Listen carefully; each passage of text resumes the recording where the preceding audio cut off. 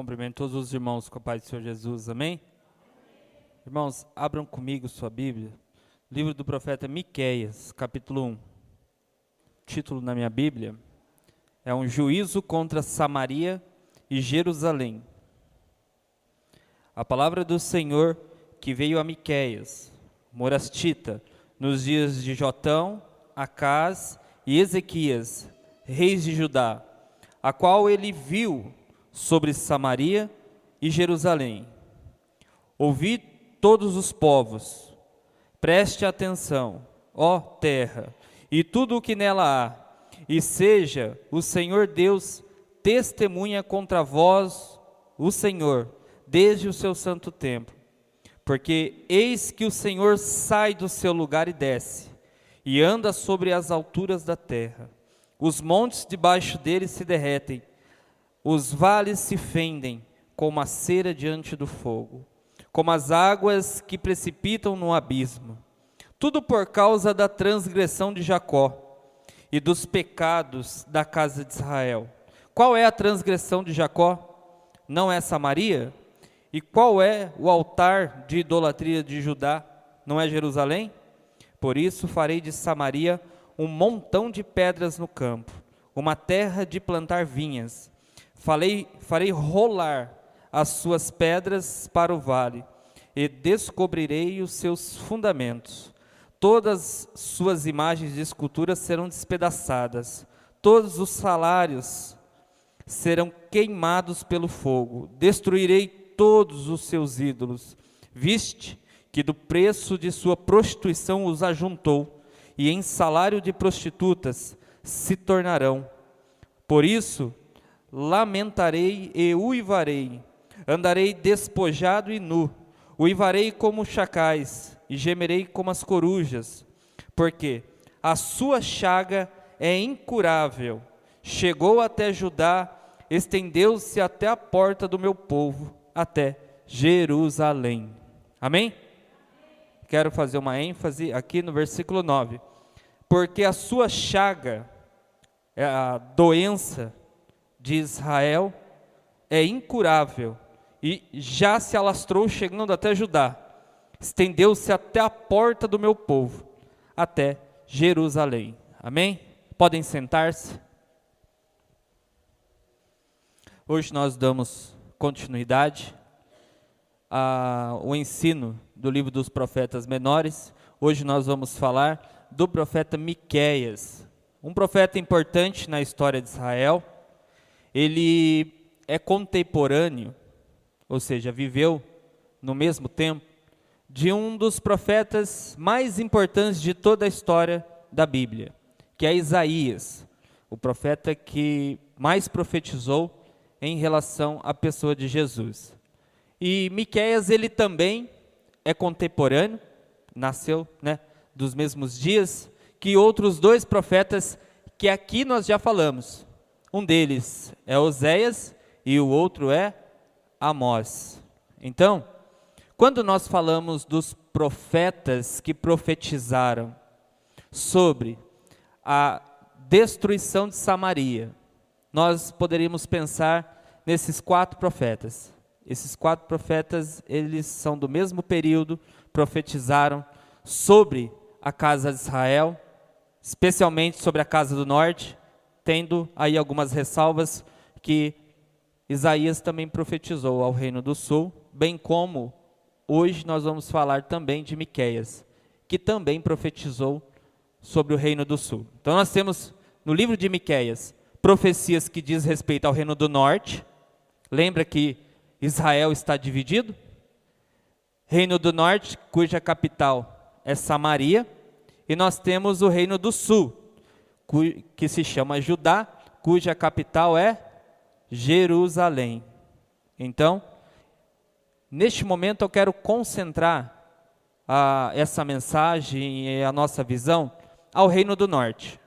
O reino do norte que vai vir a ser destruído pela Síria, Esse profeta, ele é importante e ele pôde ver muito do cumprimento das suas profecias. Se nós pensássemos na história de Israel, irmãos, três tempos, 3 períodos importantes e 3 datas os irmãos deveriam memorizar e guardar para sempre quando pensar na história de Israel, ter essas datas em mente. A primeira é a da destruição de Samaria, do Reino do Norte. É uma data importante porque marca um momento de juízo, um momento da manifestação da justiça divina em relação a tudo que ele falou por meio dos seus profetas. A destruição de Samaria ocorreu no ano 722. Guarda isso, anota isso. É uma data que você não pode, em hipótese nenhuma, esquecer. O segundo julgamento do Senhor aconteceu em 586, quando o Senhor corrigiu a Judá e a Jerusalém, seu povo, por meio dos babilônios. Em 586, Nabucodonosor invadiu a santa cidade com seus exércitos, a sitiou, a cercou e a destruiu. Foram 3 trágicas incursões. A última delas acabou com toda a cidade. E em 539, que é a última data importante do calendário israelita, foi a data que os medo-persas, por meio de um decreto de Dário, libertaram os israelitas do exílio. Essas 3 datas você precisa guardar. O dia da destruição de Israel, capital Samaria, o dia da destruição de Judá, capital Jerusalém, e o dia que o Senhor trouxe a liberdade para o seu povo, Jerusalém, seu povo de Judá, para que voltasse a Jerusalém e reconstruísse. Por que Miqueias é importante? Miqueias ele vai profetizar de todos esses eventos históricos. Ele vai falar da destruição de Samaria e ele vai ver a destruição de Samaria. Ele vai falar dessas coisas e o Senhor vai dar a oportunidade para ele de contemplar com seus próprios olhos a destruição dessa nação. Ele também vai profetizar algo que ainda vai acontecer depois de 200 anos, que é a destruição de Jerusalém. Ele também vai trazer profecias nesse sentido e depois o Senhor ainda vai revelar ao seu profeta o tempo que virá a reconstrução, em que o remanescente que sobrou desses 2 momentos de julgamento do Senhor vão dar continuidade ao ministério israelita de apresentar, de trazer o Messias à história. Por isso, nós vamos falar desse profeta. Miqueias, ele viveu na cidade de Morazete, uma cidade pouco citada na Bíblia, mas nós temos uma citação dela em Jeremias capítulo 26, versículo 18. Uma cidade que era movida pela agricultura. Algumas pessoas imaginam que o profeta Miqueias, ele era um agricultor também. É pouco provável, é difícil de provar, mas que tudo indica, ele era um homem do campo. E quando nós pensamos que um homem do campo vai receber uma voz para poder falar em nível nacional, nós não temos capacidade de conseguir imaginar isso. Imagine você tendo que falar alguma coisa que o Senhor te revelou, o Senhor te mostrou em uma visão, e você precisa divulgar essa mensagem, fazer com que essa mensagem seja aceita, propagada no meio da nação, do Brasil, e alcance a todas as pessoas. Você imagina? Quem está disposto a te ouvir? Às vezes as pessoas sequer são ouvidas no ambiente familiar, quanto mais serem ouvidas em âmbito nacional. Mas o profeta Miqueias, esse desconhecido, que veio de uma pequena cidade, que é conhecida pela agricultura, ele vai trazer uma mensagem que o Senhor deu a ele, por meio de visões, e essa mensagem vai se cumprir em sua integridade. Ele vai profetizar o fim de Israel, e Israel vai vir ao fim. Ele vai profetizar sobre o fim de Judá, e Judá vai vir ao fim. Jerusalém, o seu templo e sua glória vão ao chão, virarão pedras.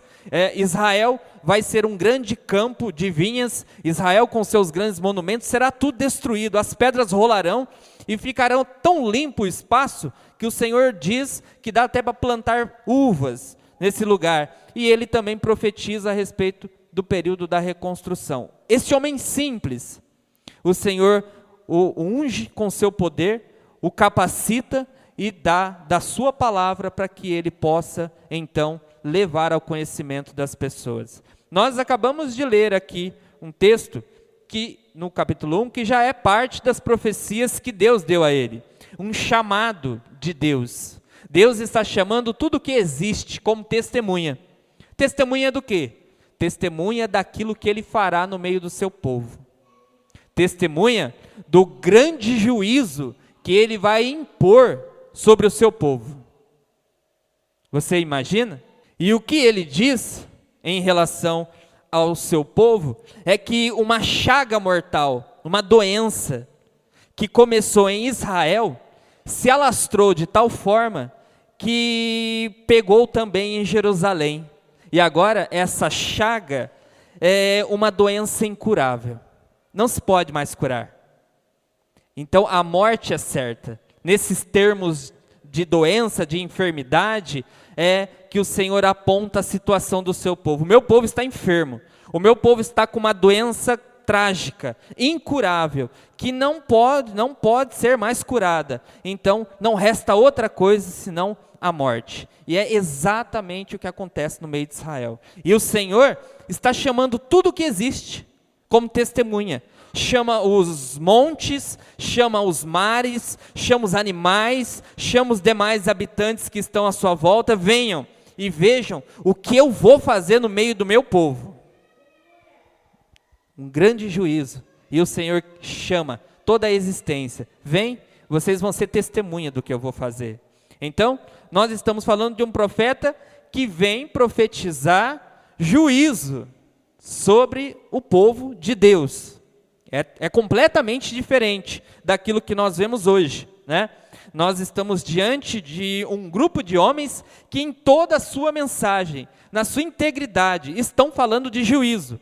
Estão chamando o povo já em um momento que está muito próximo do juízo. O arrependimento seria a única solução, mas ele não houve arrependimento, não houve por parte do povo reação da sua condição espiritual. Então, os profetas, eles atuam geralmente nesses casos. Ele é o último homem. Imagine a imoralidade tomando conta da nação. E você tem uma única reserva de moralidade, de ética e de sinceridade, de temor ao Senhor. Uma única. E era geralmente os profetas que representavam essa moralidade, essa reserva de princípios, seriedade e temor ao Senhor. É por isso que eles eram homens utilizados pelo Senhor para tentar, de uma última vez, de uma última maneira, resgatar o seu povo. Quando nós lemos o livro de Miqueias, e aí eu quero que você leia esse livro, se você puder, leia esse livro na sua casa, é um livro muito importante, de uma seriedade gigantesca. Tem coisas aqui que o Senhor fala, que nós vemos hoje acontecer nos nossos dias, e nós nos perguntamos, o que vai acontecer? Vai acontecer o mesmo que houve com Miqueias, nos dias de Miqueias, uma grande destruição. E o Senhor vai fazer exatamente o mesmo que Ele fez com o seu povo, só que Ele fará em nível universal. Vamos pensar na divisão desse livro em duas partes. Quando você for ler o livro de Miqueias, você considere duas partes dele. Além dessas duas partes, dois temas centrais vão norteá-la as duas partes. Quais temas são esses?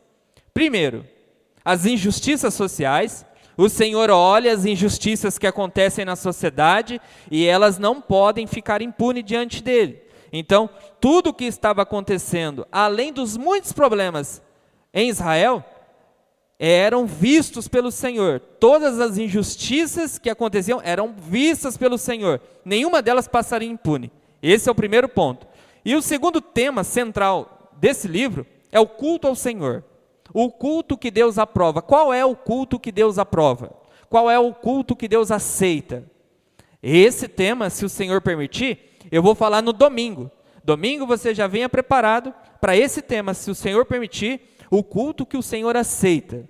É um tema importante que é tratado aqui no livro de Miqueias, e hoje nós vamos ficar com as injustiças sociais, até como uma forma de celebrar o nosso Brasil, a nossa nação, que é a mãe das injustiças sociais e a mãe dos pobres e dos oprimidos, literalmente. Agora eu não estou falando de um modo irônico, como nós vemos aí na sociedade os defensores dos pobres e dos oprimidos. Não, eu estou falando seriamente. O Brasil, nas Américas, é a mãe das injustiças. E isso é evidente, nós vamos ver aqui a partir dos pontos. Se você fosse ler, a estrutura mais fácil de você tomar é dividir o livro no meio, dos capítulos 1 ao 5. Do capítulo 1 ao 5, você pode entender o seguinte: a estrutura dele se dá da seguinte forma: julgamento sobre a apostasia e sobre os pecados sociais, capítulo 1 ao 3, está aí na tua Bíblia. E no segundo momento, os capítulos 4 e 5, uma palavra de esperança. Então, primeiro ele trata de julgamento, mas não deixa de dar uma palavra de esperança. É importante entender que o julgamento é para Israel, reino do norte, e Judá, reino do sul.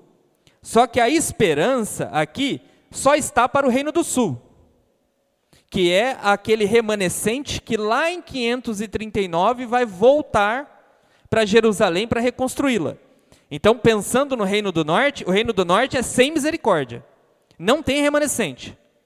Todos vão passar pelo juízo, os que escaparem para as montanhas vão ser buscados, os que correrem vão ser alcançados, e os que forem para o exílio, lá também serão mortos, não vai restar ninguém. A promessa do Senhor é castigar a todos, porque o reino do norte, na sua integridade, foi o reino mais corrupto, o que mais teve reis corruptos e pecadores. Então, não tem misericórdia para esses, é o fim. E essa esperança se aplica ao reino do sul, de Judá, dos capítulos 4 e 5.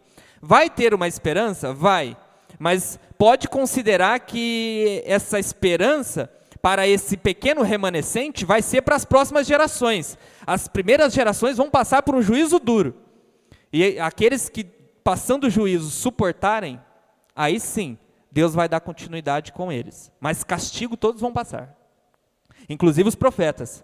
Os santos profetas vão ser castigados, porque eles são uma nação, e a nação inteira vai sofrer, e praticamente todos serão mortos. Dos capítulos 6 e 7, nós temos, no capítulo 6, uma contenda. Tem alguém aqui em contenda, e essa contenda é Deus e Israel.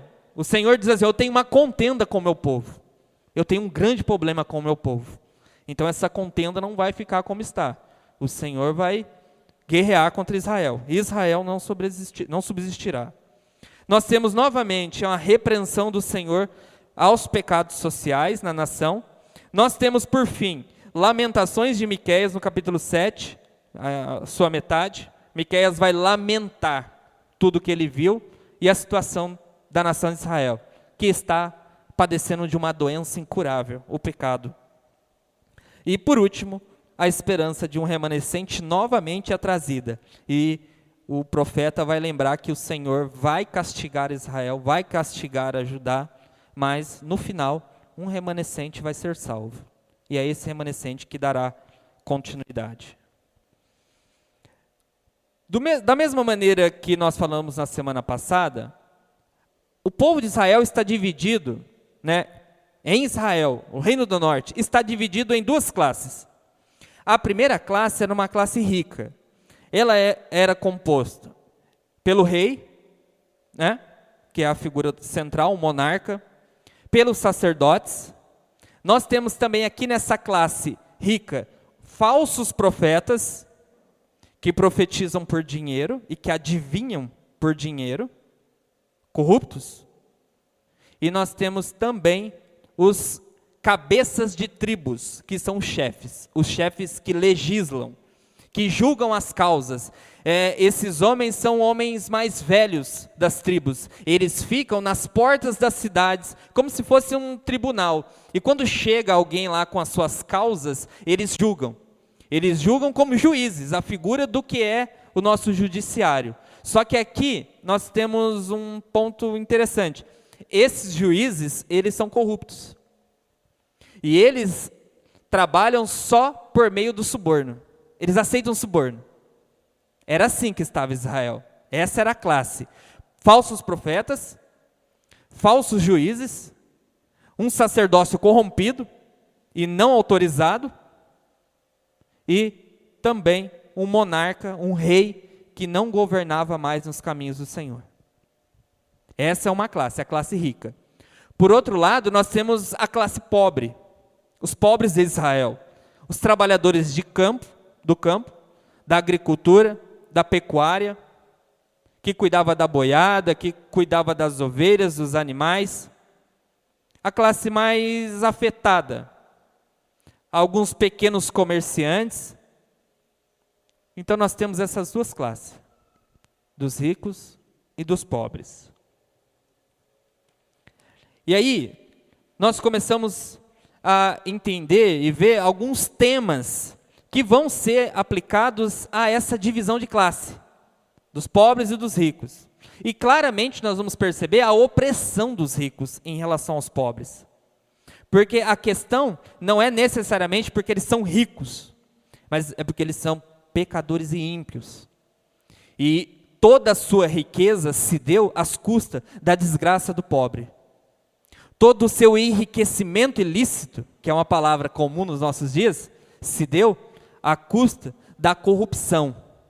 Se endinheiraram à custa da corrupção. O monarca, o rei, ele se encheu de dinheiro, vivia no luxo. Inclusive Amós, quando denunciou isso ao seu tempo, Amós dizia que os reis tinham camas de marfim.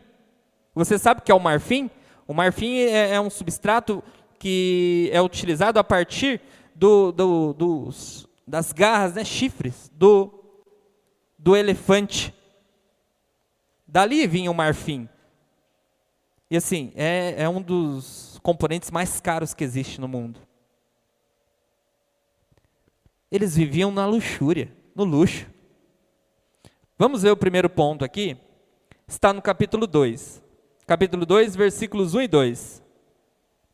Nós temos aqui um primeiro tipo de pecado social que demonstra essa opressão dos ricos contra os pobres, mas preste atenção, são ricos que tiveram suas riquezas adquiridas por meio do ilícito, o que é comum hoje na nossa sociedade. Ai daqueles que nas suas camas tramam a iniquidade e maquinam o mal, à luz da alva o praticam. Ou seja, quando chega de manhã, eles estão na sua cama, deitados, maquinam mal. Mas quando chega de manhã, quando a luz da alva vem, eles praticam. Por quê? Porque está no poder da sua mão. Ou seja, eles têm poder para fazer. Eles cobiçam campos e se apossam deles. Cobiçam casas e as tomam. Assim, fazem violência a um homem e a sua casa, a uma pessoa e a sua herança. Veja bem, os legisladores de Israel, os juízes de Israel, bem como os reis, o rei e toda a sua classe, eles desejavam campos, mesmo que tivesse dono, eles tomavam. Eles criavam uma situação, uma causa. Eles, às vezes, denunciavam um justo por uma coisa que ele não cometeu. Eles inventavam uma dívida e tomavam seus campos. Eles não respeitavam a propriedade privada. Existia em Israel uma coisa chamada corda de medir. Era simplesmente uma corda utilizada para medir limites, demarcações de terra. Só que existiam cordas enganosas, cordas falsas. Eles se aproveitavam dos pobres, porque os pobres não tinham conhecimento, e utilizavam essas cordas falsas para aumentar as medidas, para tomar mais pedaços, proporções de terra dos pobres. Em relação às suas heranças, aquilo que era herança tinha que ser preservada, tinha que ser garantida. Mas o que eles faziam? Eles tomavam a herança.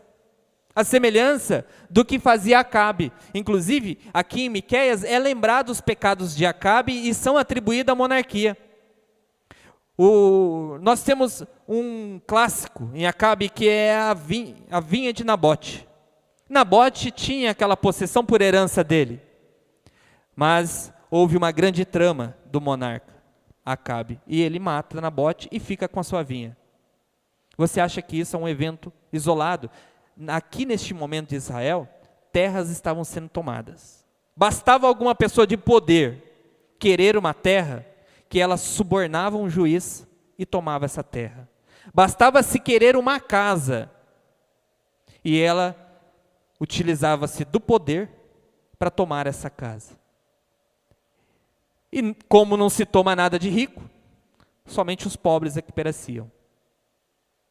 Essas injustiças estavam acontecendo. Você não consegue, se a gente for fazendo a leitura de todos esses textos do mesmo período, irmãos, o que estava acontecendo com os pobres é terrível. Imagine alguém tomar a sua casa, simplesmente tomar a sua casa, editar uma lei e a partir de hoje essa casa não é mais sua, sai dela. Aí você vai, eu vou para onde? Você se vira. Essa casa agora tem outro dono. É mais ou menos isso que está acontecendo em Israel. E a concepção que essa classe mais abastarda tinha, essa classe corrompida tinha, era que Deus estava sempre no meio deles, a favor deles. Mas veja o que o Senhor fez. Nós lemos capítulo 2, versículo 1 e 2. Olha o que o Senhor diz no versículo 3. Portanto, assim diz o Senhor, eu projeto um mal contra essa geração. Olha os olhos do Senhor contemplando a maldade. Do qual não tirareis os vossos pescoços. Não andareis tão altivos, porque o tempo será mau. O Senhor vê na opressão do seu povo. Naquele dia surgirá um provérbio contra vós, e se levantará pranto lastimoso, dizendo, nós estamos inteiramente desolados, e a porção do meu povo, Deus a troca como me despoja. Reparte os nossos campos com os rebeldes. Portanto, não terá na congregação do Senhor quem lance a corda de medir por sorteio.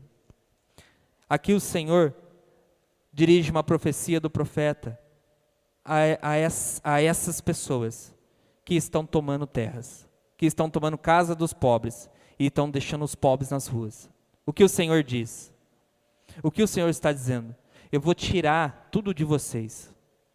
Eu vou arrancar tudo de vocês. Eu vou arrancar todos os seus bens. E não vai ter um sequer em Israel que vai poder medir 1 metro de terra, um pedaço de terra para si mesmo. Eu vou tomar tudo de vocês. Sabe qual é a lição? Que todo bem que não é adquirido por meios legais é tirado. Tudo.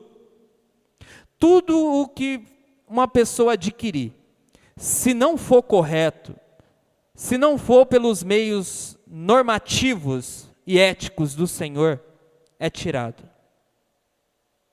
E aqui, nós estamos num país, o Brasil, que caminha para esse sentido. Nós temos hoje uma grande insegurança, porque se você tiver uma propriedade, e hoje ela não tiver uma atividade sendo exercida, que cumpra o que se chama de papel social, hoje pessoas podem tomar essa propriedade de você, e o governo sanciona isso. É muito parecida a história de Israel e as profecias de Miqueias com a situação do nosso país. Instabilidade. Você tem uma terra, mas ela pode não ser sua. Você tem uma casa, Mas se você deixar vazia e entrar alguém, você perde. Como pode isso? Mas o Senhor, Ele olha para essas coisas. E tudo aquilo que não é adquirido dos meios legais é tomado. O Senhor promete aqui, em relação a essas pessoas, que vai tomar tudo que elas têm. E vai lançar tudo para despojos. Os bens vão ser tirados e vão ser transportados, vão ser dados a outra nação. Toda casa, toda a riqueza que foi construída de modo errado, vai ser pisoteada e levada embora. É isso que o Senhor está falando com o povo de Israel. Nada mudou. O Senhor ainda fala a mesma coisa para nós. Tudo que nós temos, irmãos, tem que ser conquistado de maneira lícita. Tudo que nós temos, pelo trabalho e pelos nossos esforços. Essa era a situação de Israel. É triste você ver uma pessoa perdendo sua propriedade, fruto daquilo que tem, do que tanto lutou, patrimônio, um bem, e ser tomado, simplesmente tomado. Segundo ponto, é a exploração dos pobres. Além de ter as suas propriedades levadas, os pobres ainda eram explorados de várias formas. Miqueias capítulo 3, versículos 1 ao 3 diz assim: Então eu disse, ouve vós, chefes de Jacó, e vós, governantes da nação de Israel, não é a vós que pertence saber a justiça? A vós que aborreceis o bem e amais o mal, que arranca a pele de cima deles, e da sua carne de cima dos seus ossos, que come a carne do meu povo, lhes arranca a pele, lhes esmiuça os ossos, e os reparte como para uma panela, e como carne no meio do caldeirão. Segundo ponto aqui é a exploração dos pobres. Além dessa exploração, que aqui está nesse versículo, nós temos uma chamada de atenção do Senhor em relação aos justos que ainda estavam no meio do povo de Deus. Eles eram aborrecidos. Todos aqueles que praticavam a maldade eram vistos como pessoas normais. Mas aqueles que eram justos eram aborrecidos. Eram como que perseguidos. Todos aqueles que queriam aquilo que é honesto e sincero são pessoas que são perseguidas. Perseguidas, caçadas. De todas as maneiras tentam aborrecê-la, lhe impor problemas, lhe colocar em situações difíceis, lhe tomar os bens. Mas aqueles que praticam a maldade vivem a vida na normalidade. Aqui em Israel era assim. O justo era caçado. E eles lhe empunhavam sanções até que ele entrasse na normalidade do que era o povo, injustos. É mais ou menos também um retrato do nosso país. O que está acontecendo no nosso país?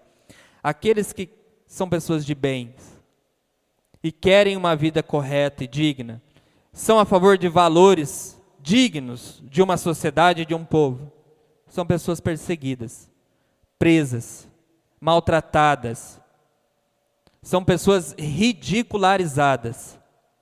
Mas as pessoas que são a favor de tudo que não presta, são pessoas aplaudidas. Hoje você vai nas redes sociais, se você postar algum valor moral ali próprio da Bíblia, as pessoas te caçam. As pessoas pessoas que nem te conhecem, começam a postar e falar um monte de coisa para você. Te xingar, te falar que você é isso, você é aquilo.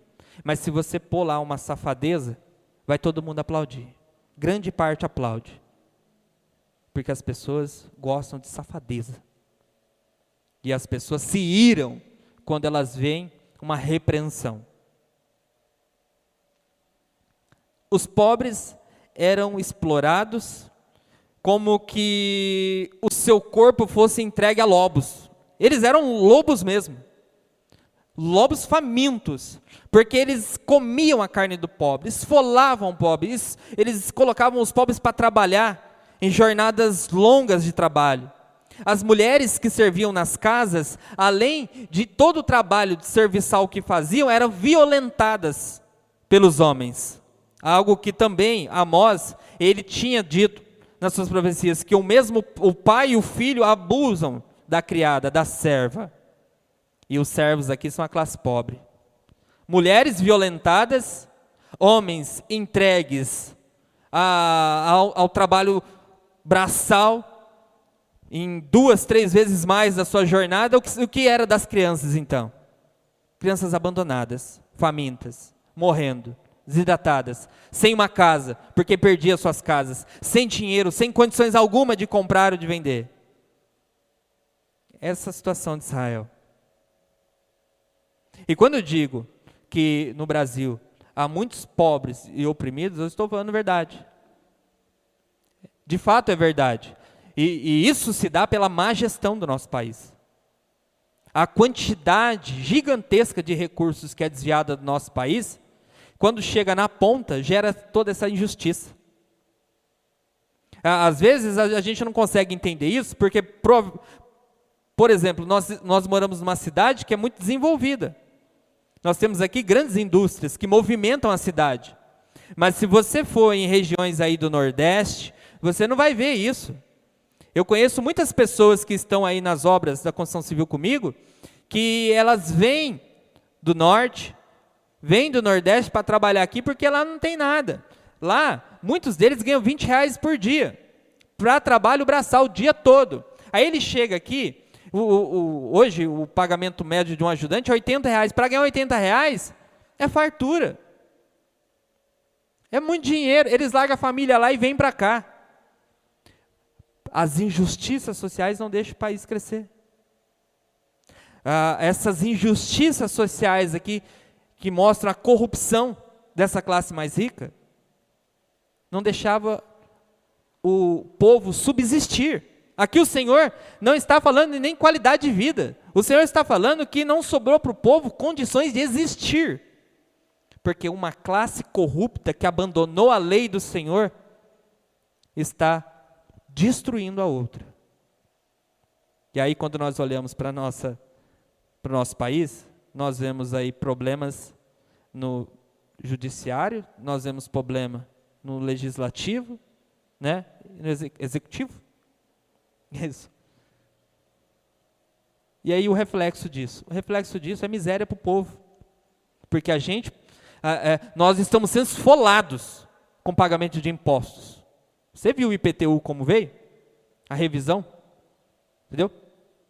Será que nós vamos ver esse dinheiro, toda essa arrecadação gigantesca na ponta? Na educação, na saúde? Vai lá no posto para você ver. Você recebe uma lista com 3, 4 medicamentos que só tem um. O resto você tem que comprar. Ninguém sabe onde vai o dinheiro. Ninguém sabe o que está acontecendo com a cidade, com o país. Mas o retrato de Israel mostra o que está acontecendo.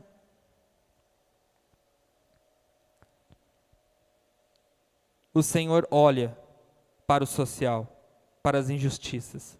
O Senhor contempla elas. E o Senhor vai castigar todas as injustiças que são feitas. Terceiro ponto. O falso sacerdote e o falso profeta que está no meio do povo. Miqueias 3, versículos 5 a 8. Diz assim: Assim diz o Senhor contra os profetas que fazem errar o meu povo e proclamam paz quando tem o que mastigar. Mas contra aquele que nada lhe coloca na boca, preparam a guerra. Portanto, se vos fará noite sem profecias, e haverá trevas sem adivinhações, e o sol se porá sobre esses profetas, e o dia sobre eles se enegrecerá. Os videntes se envergonharão, e os adivinhadores se confundirão. Todos eles cobrirão os seus lábios, porque não haverá resposta de Deus. Nós temos ainda um outro problema aqui em Israel. E esse problema é difícil, porque você tem um profeta que está falando em nome do Senhor. E além de todas as dificuldades e de todas essas grandes autoridades que ele tem que enfrentar, ele ainda tem a concorrência. A concorrência de outros que estão junto a ele, só que tem uma mensagem completamente diferente da dele. Olha que interessante. Os profetas aqui, eles profetizam paz para aqueles que pagam, mas guerra para aqueles que nada podem dar a eles. Uma mensagem pacífica e agradável aos que podem pagar, mas uma mensagem dura para aqueles que nada podem dar. Quando você olha nos dias atuais, é diferente? Você sabe, um dos problemas do movimento pentecostal é não estar na mídia. Os pastores mais sérios, eles estão nas suas igrejas cuidando dos seus assuntos, orando e ajudando o povo. E eles não estão na mídia. Quem está na mídia, em sua grande massa, são os pregadores itinerantes, que carregam aí um tipo de títulos de liderança. E estes fazem uma mídia completamente diferente do que é a realidade aqui, disso aqui que nós estamos vivendo. Então você vê na mídia um monte de bajulador que é movido por dinheiro. Um monte de pregador que é só movido por dinheiro. Você acha que tem espiritualidade no meio disso? É você tão ingênuo assim? Pregar de graça é coisa para Jesus, meu irmão. Essa humildade ficou para os apóstolos e para o Cristo. A sua igreja não quer saber disso. Você vê um monte, o movimento totalmente voltado ao dinheiro. O grande mercado gospel é movido a dinheiro. E você vai olhar para esses profetas aqui e vai falar, nossa, a situação de Israel merecia mesmo a condenação, a justiça, a mão pesada do Senhor. O nosso contexto é bem pior, porque nós estamos falando aqui de um pequeno do ponto de vista geográfico, um pequeno lugar, que nem se compara às proporções do nosso país. E o que mais vemos no nosso país são profetas e adivinhadores que fazem tudo por dinheiro.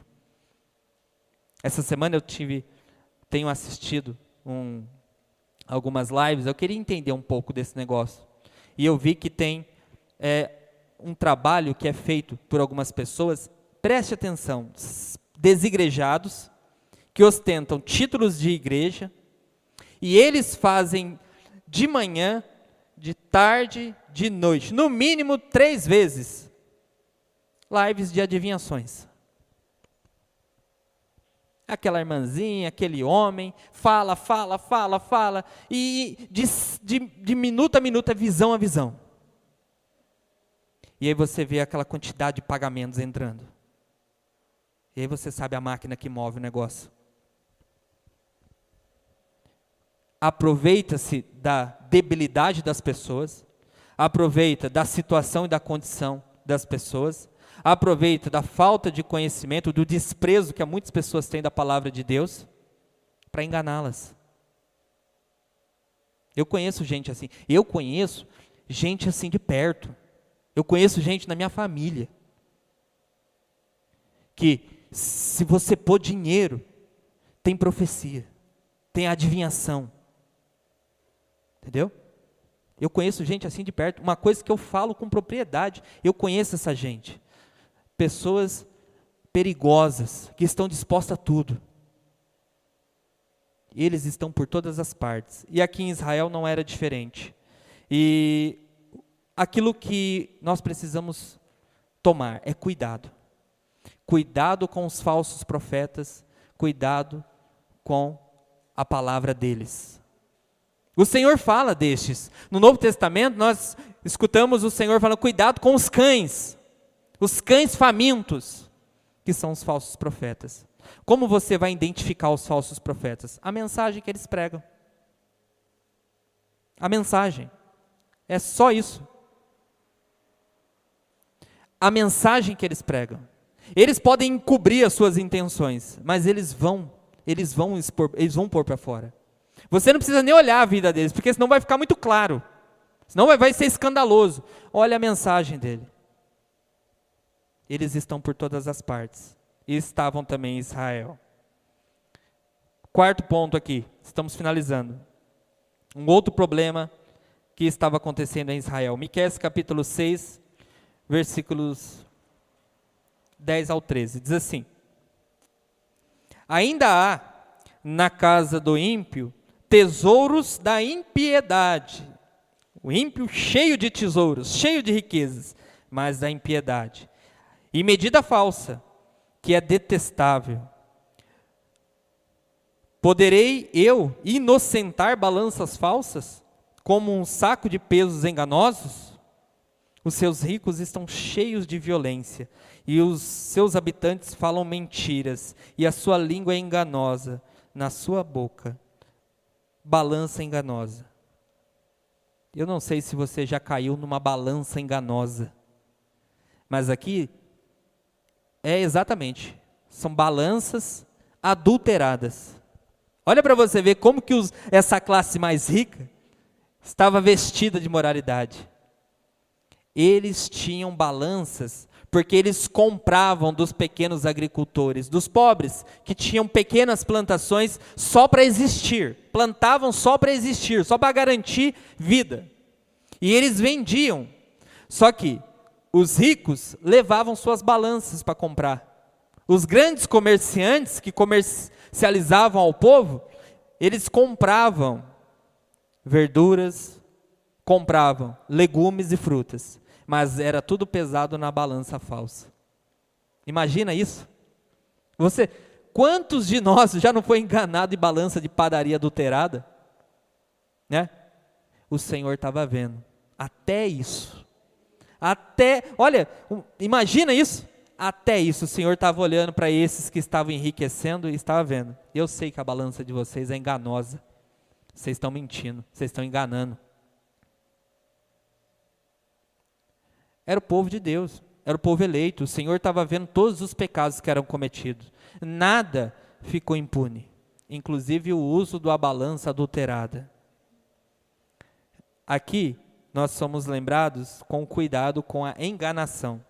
Enganar pessoas. Aqui, nós poderemos pensar em todo tipo de falsidade, de mentira e de engano, que visa o lucro ou que visa o benefício. Nunca, irmão, jamais engane alguém para levar vantagem, porque o Senhor abomina tal coisa. Jamais use de esperteza para cima de alguém. Prefira você ser prejudicado, mas não use de esperteza, porque você estará fazendo o mesmo que os ímpios fazem. Ímpios, não crentes, enganam pessoas e levam vantagem em cima delas. Evite, toma cuidado com esse mal, que nós conhecemos o enganador, e é o diabo, o pai do engano. E por último, quinto ponto, para finalizarmos, que também é parte das profecias do grande trabalho de Miqueias. Miqueias vai fazer uma coisa, profetizar sobre alguém muito importante, um dos textos mais conhecidos da Bíblia, que é a promessa de um rei que virá com um reinado justo. O Senhor agora vai fazer uma comparação do que é o reinado dentro da casa de Israel. E vai mostrar, por meio da profecia, que trará esperança para as próximas gerações, e é a esperança que ainda nós aguardamos, que é um reinado onde tudo isso vai acabar. Onde não vai ter corrupção, onde os juízes não serão vendidos, não se darão por suborno, onde não haverá mais falsos profetas, só haverá um profeta, e só ele vai falar, e todos os povos irão até ele para ouvir, onde não haverá mais falsos sacerdotes, só haverá um sacerdote assentado no seu trono, um reino de glória que jamais será fim, de paz e alegria, em que a felicidade vai ser a marca garantida. Jamais haverá trevas, jamais haverá enganos, você nunca vai ser passado para trás, seus bens jamais poderão ser tomados, a sua herança vai ser sua para toda a eternidade e jamais se gastará. Você vai ter em tempo real a herança para todo sempre, que é a vida eterna. É o texto mais importante dentre os textos, que é a promessa de um rei, aqui no capítulo 5. Diz assim a palavra do Senhor: Vamos ler a partir do versículo 2. Tu, porém, Belém, Efrata, posto que pequena entre os milhares de Judá, de ti sairá aquele que há de reinar em Israel, e cujas saídas são desde os tempos antigos, desde os dias da eternidade. Portanto, os entregará até o tempo em que aqui está de parto tiver dado à luz. Então, o restante dos seus irmãos voltará com os filhos de Israel. Ele permanecerá e apacentará o povo na força do Senhor, na excelência do nome do Senhor, o seu Deus. E eles viverão seguros, porque agora será ele o grande até os fins da terra. E ele será a nossa paz. Quando a Assíria invadir a nossa terra, e quando passar sobre os nossos palácios, levantaremos contra eles 7 pastores e 8 líderes dentre os homens, e estes consumirão a terra da Síria à espada, e a terra de Nimrod, o grande dominador da antiguidade, nas suas entradas. Assim ele nos livrará da Síria, e quando esta invadir a nossa terra e pisar as nossas fronteiras, o restante de Jacó estará no meio de muitos povos, como orvalho do Senhor, como um chuvisco sobre a erva, que não espera pelo homem, nem aguarda os filhos dos homens. Glória a Deus. Aqui nós estamos vendo uma promessa de Miqueias, que ainda não se cumpriu. É a consumação do reinado de Jesus Cristo. O Senhor já iniciou o seu reinado neste mundo, mas o consumará no dia da sua volta. Para o povo, julgamento era bem claro. Foram os 2 momentos em que o Senhor julgou o seu povo. Mas a salvação, ela veio num primeiro momento, quando Judá foi liberto. No segundo momento, quando Jesus, o descendente de Judá, veio a este mundo. E no terceiro momento, é esse que nós aguardamos, que aqui está escrito, que a descendência de Israel estará sobre todos os povos como um chuvisco que cai sobre a terra. A descendência de Judá são aqueles que, à semelhança de Abraão, crerem no Senhor Jesus Cristo. Nós somos, irmãos, a quem o texto está falando, a descendência de Israel. Não é o Israel segundo a carne, mas o Israel celestial. Nós somos a igreja que deu continuidade. Nós somos o remanescente de Deus nesse mundo. Você está olhando hoje para a sociedade e toda a corrupção que cerca o nosso país. O Senhor ainda tem um remanescente. O Senhor ainda tem uma reserva moral de princípios, que é a sua igreja. E a semelhança de Miqueias, que era um homem que profetizava a respeito da vinda do Senhor, profetizava o juízo do Senhor, a igreja também tem que seguir o mesmo caminho, profetizando aos homens justiça, juízo e salvação. Amém? Essa palavra do Senhor para a noite de hoje. Estudem Miqueias, para a honra e glória do Senhor.